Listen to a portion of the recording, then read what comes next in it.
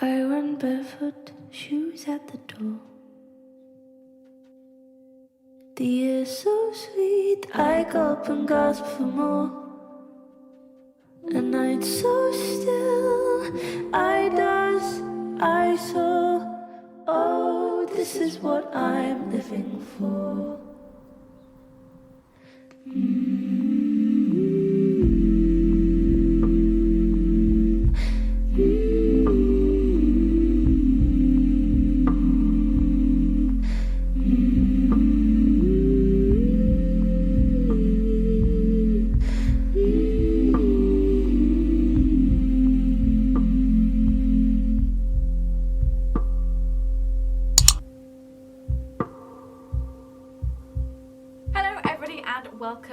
Welcome back to my channel. My name is Shak, and today I'm going to be doing another one of those really niche recommendation videos. I'm going to be recommending you a fiction book based on each of the chakras. Chakras? Shak? I've been waiting to make that joke for a very long time.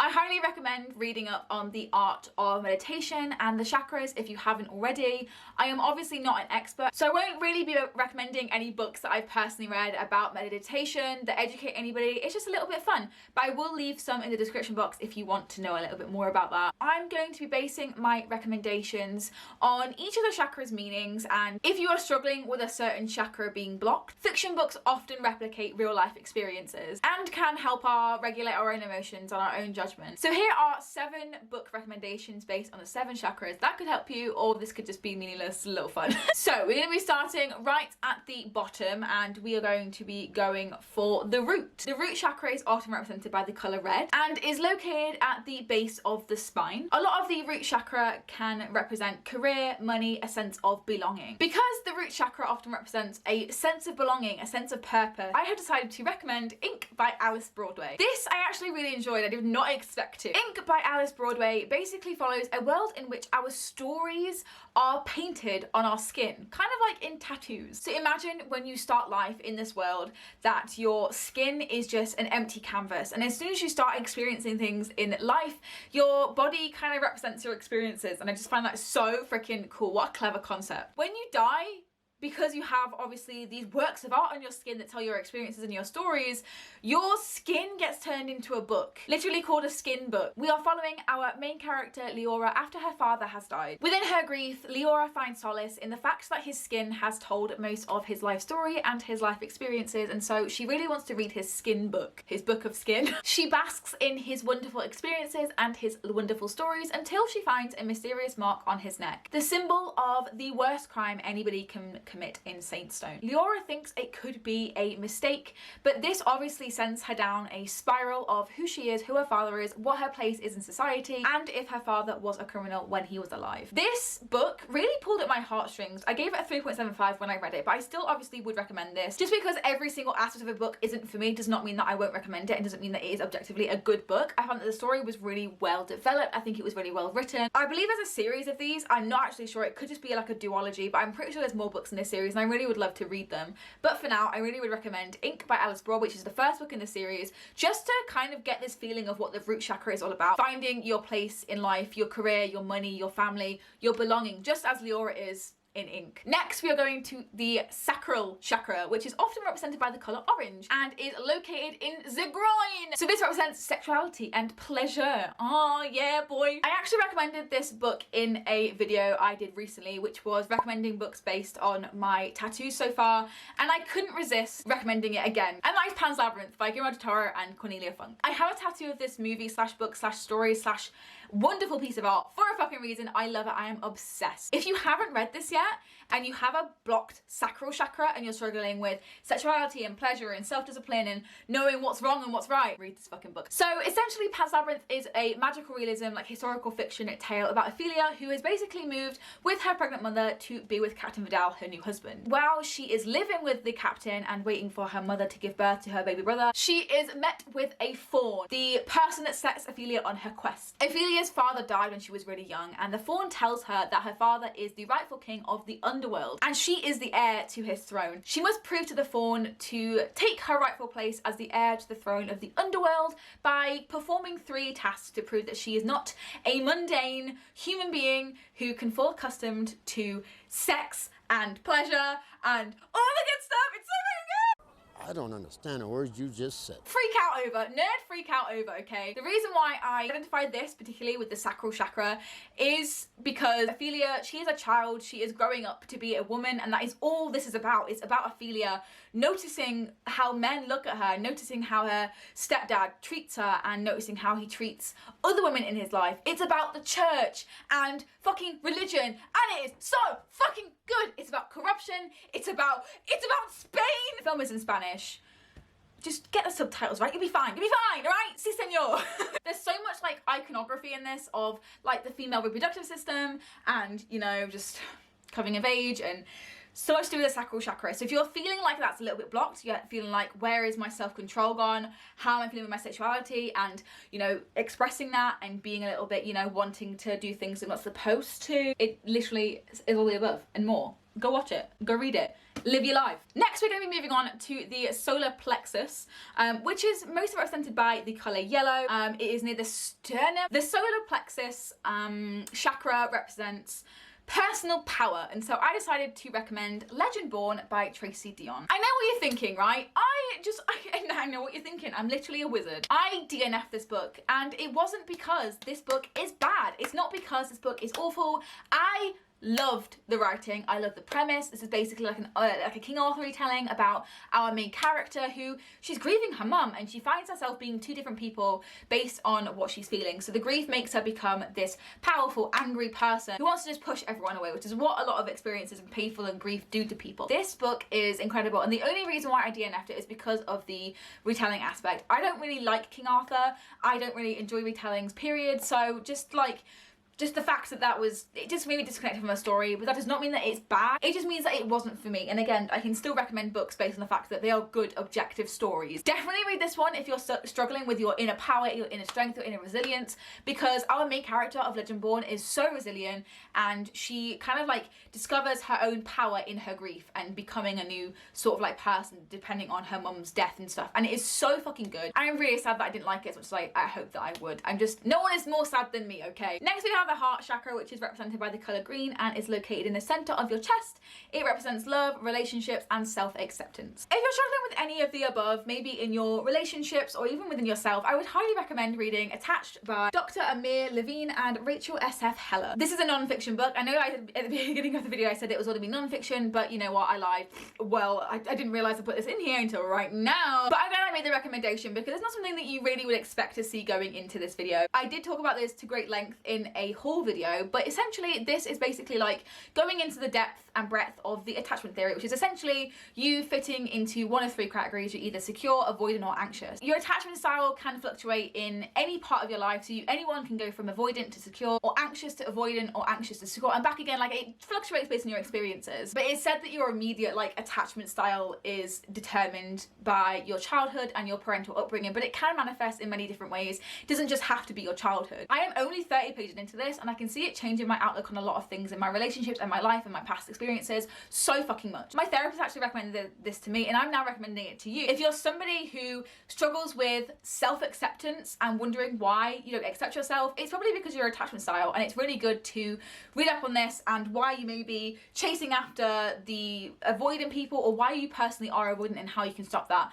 Like, if you found someone you want to settle down with and you're finding it really hard to be intimate with them and close to them without wanting to run away, maybe this is the book for you. Or maybe you're just kind of having that, you know, reactive, annoyed, angry, upset response. You may be anxious. Or if you're just sailing through life as this, you know, secure base you've got with someone in a relationship, you may be secure, like, who knows. I am personally reading this because I also struggle with a lot to do with my heart chakra. I've been through a lot of shit, it's like we all fucking have, I was gonna say, and my heart chakra is clogged with that shit, but I don't really want to say that. I'm not gonna put that in. I'm gonna edit that out. I'm gonna edit that out for you. But yeah, so my heart chakra is often full of all the hurt that I've been dealt in life. It's very clogged, and I meditate on it quite frequently, and it makes me quite emotional. So if you need to like also get this out, maybe it's clogged, maybe you have trouble with love and self-acceptance and relationships with other people, definitely be detached, because that is literally all this is about. It will open your eyes to so many behaviors that you and others have, and also really help you keep love and have healthy relationships. I absolutely promise. This has changed my life, and I've only read 30 pages of it.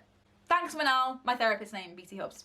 Thanks, Manal. Next, we're moving on to the throat chakra, which is obviously at your throat, and it is represented by the colour blue. Here we have communication and self-expression. For this particular chakra, I'm now recommending to you The Black Flamingo by Dean Atta. This is basically a drag queen origin story. Hang on, wait a minute. Before you absolutely lose your shit, the shit that's clogging your heart chakra. Before you absolutely literally lose your shit, yes, it's as good as you think it is. We're following Michael, who doesn't really know what is going on in his life. He's very lost, he's very confused, very angry and very resentful, until he finds the art of drag and the queer community, and it's just such a heartfelt story. The reason why I would recommend this for the throat chakra in particular is because, you know, this is literally a story about Michael becoming his drag queen self, the Black Flamingo, and, you know, finding his voice and knowing how to communicate how he's feeling, how to take up space, how to shout and scream, and that is all about what the throat chakra is. And I really think that if you read this and saw Michael growing into this person that he can, you know, express himself in gender and sexuality terms, I think you'd be really inspired. It's written in poetry, and it's really easy to get through, really easy to digest, and Michael's story is so heartwarming. I did have some problems with it, but we won't get into that. I'll leave my Goodreads review down below if you want to read more. But I still would recommend this. It is objectively good, and I think that more people should read it, especially if you're struggling with the throat chakra being blocked and you need some like inspiration in terms of communication and self-expression. Definitely read The Black Flamingo. The next chakra we have is the third eye chakra, which is often represented by a deep purple, like royal colour, and it is located between your eyebrows. This represents intuition, your direction in life, your purpose, and just like your spiritual side. The book I'd like to recommend for the third eye chakra is The Astonishing Colour of After by Emily X. Sarpan. Did I just rhyme? Am I that bitch? Am I a poet? I didn't even know it. Rupi Kaur, I'm coming for your fucking gig. Anyway, this story is quite a heartbreaking one actually. We follow Lee, whose mother has recently just passed away to suicide. Lee finds her mother's suicide note saying the words, "I want you to remember." Lee doesn't really understand the meaning of her mother's suicide note, so she gathers a lot of friends, a lot of family members, a lot of people who know her and love her to try and like decipher what her mother's message means. On top of this, Lee believes that a red bird that is following her around is the manifestation of her mother's spirit, and she kind of like goes into her heritage and what her mother wanted her to remember and all the like memories that the two of them had together. It is a story about family, and it is heartbreaking. It's about first loves and expression and spirituality to a higher plane. For me, the third eye chakra is all about being in touch with like the other side and what you truly believe in, whether that's God, Samhain, whether that's paganism, or even if you're an atheist. It's all about being in tune with what you personally believe in. For me, a lot of my beliefs come from spirituality, and by spirituality, I know that sounds quite vague, but that isn't exactly like traditional Wiccan or paganism. It's something a little bit a mixture of everything. Very postmodern. Oh, we're very fucking spiritual shopping over here. That was a sociology joke. I literally haven't studied sociology for about 4 years. I'm really proud of myself. In essence, I kind of like grab different things from various other places. I'm not that, you know, rigid in my beliefs instead of religion. I know that some people are, and that's totally your gig, then I respect that. For me, spirituality and this like higher plane in my third eye chakra is definitely dependent on the universe and having, you know, fate and tarot and, you know, the seasons and nature, all of that wonderful stuff, and meditation and mindfulness, all of that comes into the same umbrella for me. And this book kind of represents that. It represents grief and death, and coming to terms with the loss of a loved one can be fucking so difficult, and this book really illustrates that. I love this, and if you want to be a little bit closer to your third eye, your intuition, your beliefs, if it's the same as mine, definitely go ahead and read it. It's all about reincarnation and the afterlife, and, you know, the hard conversations we have to have about belief, religion, and what happens after we die. It is so fucking good. And last but not least, the last chakra we have for the recommendations today is the crown. The crown chakra is represented by a similar colour to the third eye. This chakra can be found at the top, very top of your head, and represents the connection to the divine, which I think is a bit similar to the third eye chakra in the fact that it's like a connection to like a divine plane. But by the crown chakra, I think it's more to do with like your higher self and being like balanced and like a well-rounded individual, rather than like like, you know, connection to a deity or something like that. The final book I have for you, in the book I would like to recommend for the crown chakra, is The Sun Is Also a Star by Nicola Hughes. So we follow three perspectives of this book. We follow Natasha, who comes from a family of Jamaican immigrants who are being deported the same day. We follow Daniel, who he is a hopeless romantic, and he really emphasizes on the importance of love in his life. And we've also followed the universe's perspective as well, which is kind of like that connection to the higher self, the higher being. This story between the three of them, like the universe, Daniel, and Natasha, it's also interwoven in a higher self, and it does feel like when you're reading these perspectives that you are the higher self and you are the divine. I really feel like the whole gist of like everything happens for a reason is this book. It's encapsulated in this book, and you couldn't find a book that represents that more. I will kind of like say that, you know, this book does not end on a fantastical, brilliantly romantic note. It did make me cry so fucking bad because I wanted these characters to bloom and blossom, and it just wasn't best for them at the time. And I feel like being connected to your higher self is knowing what is best for you at that time and doing that, and not letting anyone tell you different. Once you've gone through each of the other chakras and get to this point, you finally realize what is best for you and what you need to do to unclog the other chakras, and what that will bring and who you will be at that point. So I think that this book represents that, and I couldn't find any other book that does that like this book does. I love it, and I really would like to reread it, and I recommend to you to read for the very first time. All right, there are the different chakras and my recommendations. Again, this is a little bit lighthearted, a little bit of fun. I love doing these niche recommendation videos, so if you do also enjoy them, then give this video a massive thumbs up and my channel a subscribe. I do a lot of these, so if you have any like recommendations about recommendation videos I can do, please just let me know, because I'm down for everything. I'm down for like really niche recommendation videos and trying to like be creative and fit things where they don't necessarily fit. If you take any of these recommendations on board, please tell me, because I'd love to know your opinions. If you've read any of them and think they fit and stuff, let me know. Maybe also let me know your experiences of meditation in the comment section below as well, and like the chakras and blah yada yada yada. But that is it from me. I hope that you enjoyed, and I hope to see you in my next video. But until then, I hope you enjoy any books that you pick up. If it happens to be one of these, then oh my god, I did my job properly. I hope that you enjoy any books that you pick up or any productive activity that you managed to do, and outros are hard, and I will see you then. Have fun and blocking your chakras. Thank you so much for watching, and I'll see you next time. Goodbye.